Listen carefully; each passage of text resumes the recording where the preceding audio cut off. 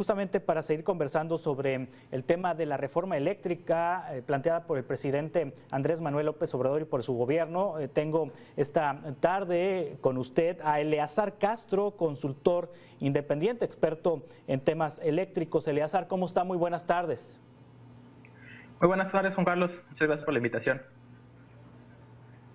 Eleazar, dice el presidente Andrés Manuel López Obrador que si no se da la reforma eléctrica en los términos en la que los está planteando, los privados llegará el momento en que harán que los precios de la electricidad en México suban y suban y suban. Y esto lo agrego yo entre paréntesis, no lo dijo el presidente, pero estamos viendo cómo en Europa y particularmente en España ha habido especulación con los precios por parte de Iberdrola y cómo esto ha afectado la competencia y el precio final que paga el consumidor. Este escenario que prevé el presidente de que si el mercado lo dominan los privados, puede tender esto a subir los precios al consumidor final, ¿es correcta esta apreciación que hace el presidente López Obrador? Muy buena pregunta. En mi particular opinión y por lo que tenemos ahorita, digamos, con la legislación actual, mi respuesta sería que no. La razón es digamos, que una de las cosas que se trató de hacer fue de dividir a los usuarios en usuarios básicos, o todos los pequeños, los residenciales, que digamos a eso tratamos de protegerlos más, y tenemos a los usuarios grandes, a los industriales. Esos, digamos, que son más particulares a los riesgos como que de mercado, por ejemplo ahorita en España, que en gran parte tiene que ver con el alto costo del gas natural, pero algo que digamos le exigen a cualquiera que le venda a los usuarios pequeños es que de aquí a 18 años tú ya tengas estimado cuánta energía quieres vender a tus usuarios y que de aquí a 3 años el 100% de tu energía ya la tengas, digamos, precomprada o con contratos digamos, competitivos, que lo que hagan justamente es asegurar un precio, digamos, estable en el corto, mediano y largo plazo para los usuarios pequeños, con lo cual, digamos, pasa lo que está sucediendo ahorita en España, que es principalmente el tema del gas natural, que se dispara el precio, pero ya como tienes todos estos contratos pactados, pues no te va a estar impactando en el corto plazo como está sucediendo allá. Sí, allá en España existe una oficina como en México, la Comisión Federal de Competencia Económica, la Comisión de Competencia Económica, la similar que hay en España, estableció que Iberdrola especuló con los precios y provocó afectación en el pago de los usuarios finales y también con los competidores. Y eso lo dice una institución española. No ha sido nada más el gas natural, también ha habido una participación, digamos que poco correcta de los privados.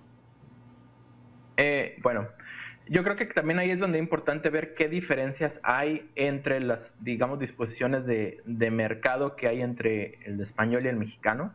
El mexicano se conoce como un mercado de costos, mientras por lo que tengo entendido el español es un mercado de precios. ¿Cuál es la diferencia? En México hay una metodología por lo cual tienen que ser muy transparentes todos los generadores, privados, públicos, de cuánto es su costo de producción. Y tú lo que tienes que ofertar es por tu costo de producción. Y en un mercado de precios tienes un poquito más de libertad, tal vez irte un poquito más para arriba y que se presta un poquito más a justo el tema de la especulación, ¿no? Ahora, en general, todo ese tipo de riesgos siempre son inherentes a un mercado eléctrico, ¿no? Y sinceramente a la fecha todavía la humanidad, o sea, en todos los países del mundo no sabemos cuál es el mejor modelo, pero sí ha habido varias cosas que hemos identificado y que hemos ido implementando y tratando de ir mejorando. Y en ese sentido, México, a la hora de que, digamos, es uno de los últimos países en hacer este cambio de un modelo, digamos, monopólico estatal o preponderantemente estatal a apertura con privados, tuvo la oportunidad como de integrar como la experiencia o el conocimiento como de todas estas, de todo lo que ha aprendido en otros mercados, ¿no? A nivel internacional.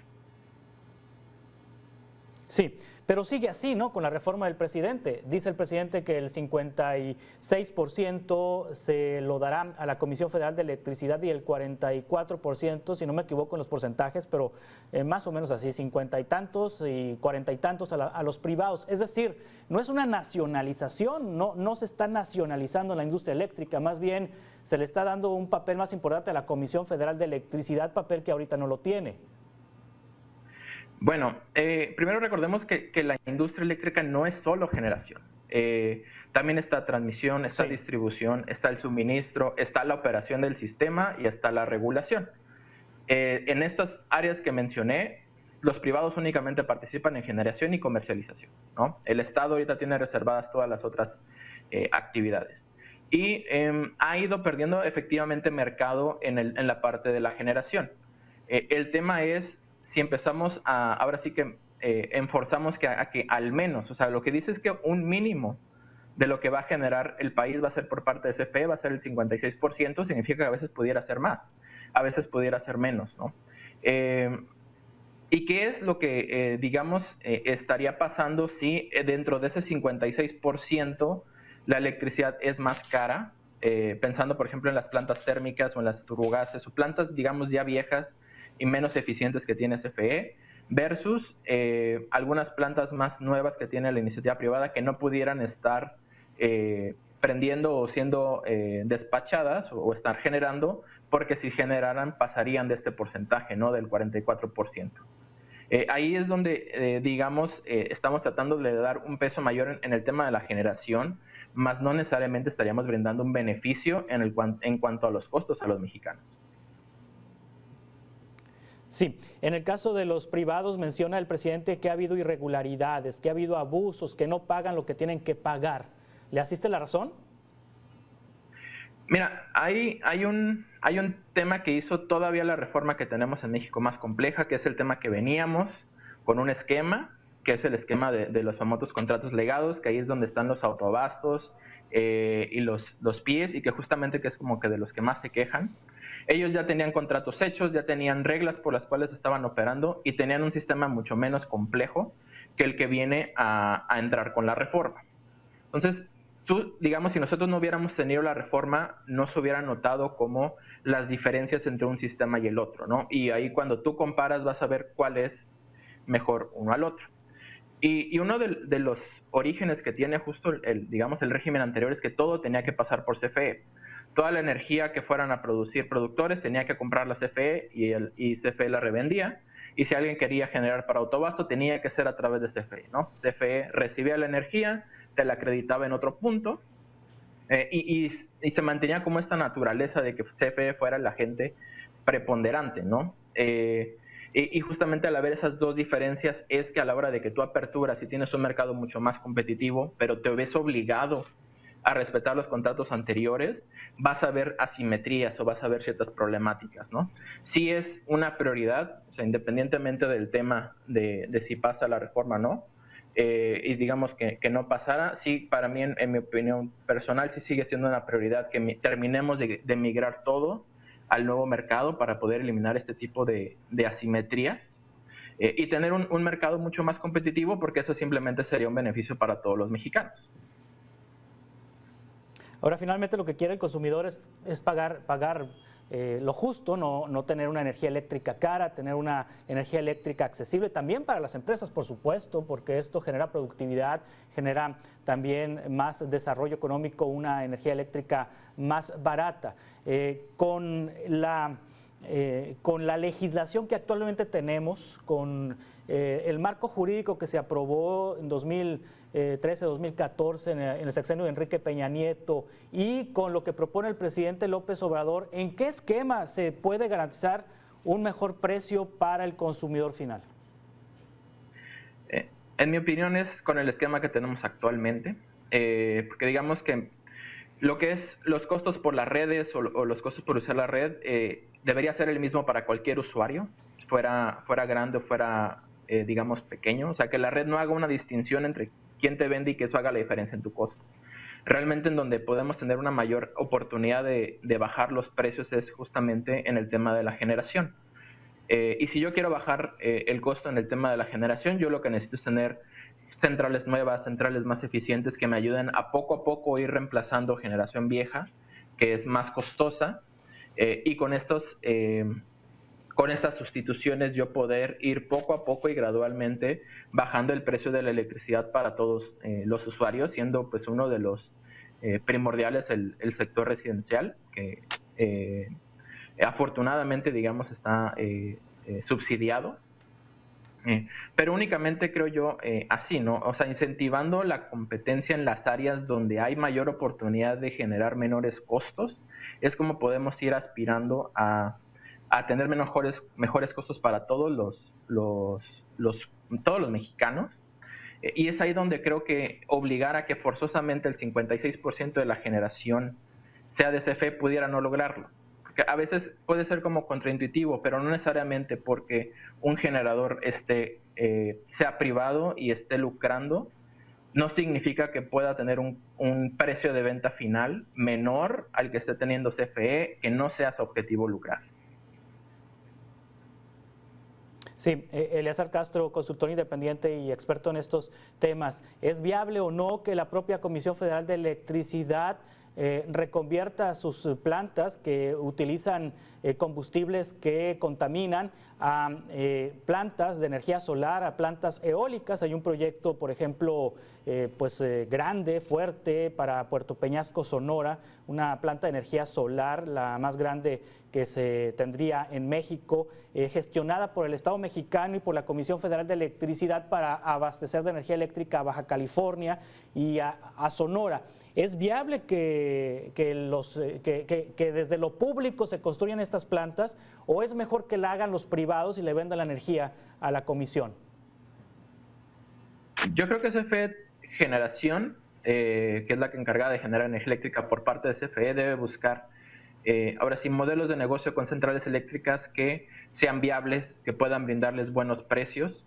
El tema, por ejemplo, de la planta en Sonora, de 1 gigawatt, hay dudas, por ejemplo, si la red de transmisión va a poder aguantar una central tan grande, que ahorita en este momento, digamos, ya por horas llega a tener como saturación, donde algunas centrales solares les piden que bajen su producción por el tema de la congestión de la red y necesitarían, digamos, si ellos quisieran inyectar o poner una red ahí, digamos, si no fuera CFE, si fuera un privado, o sea, cualquiera que quiera poner una planta tan grande, forzosamente a la hora de que hace su estudio para conectar la red, le dirían, tienes que hacer todos estos refuerzos, tienes que ampliar la red de transmisión, y es ahí donde los costos se pudieran elevar considerablemente. Y no digo que no pueda hacerlo CFE, la cuestión es, dan los números, ¿no? Yo creo que CFE tiene una gran oportunidad de seguir generando, tiene mucha infraestructura que puede buscar repotenciar. También está el mercado de regulación o de reservas, que a veces está como un poquito olvidado, pero que es muy necesario para brindar estabilidad y confiabilidad a la red. Y CFE tiene una área de oportunidad ahí también importante.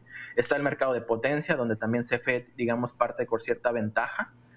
O sea, ya no solo generar energía todo el tiempo, sino hay veces que se necesitan plantas que operen nada más el 20% del año, el 30% del año, porque hay salidas de mantenimiento, porque hay temporadas donde necesito mucha más electricidad que en otras, o sea, varios factores.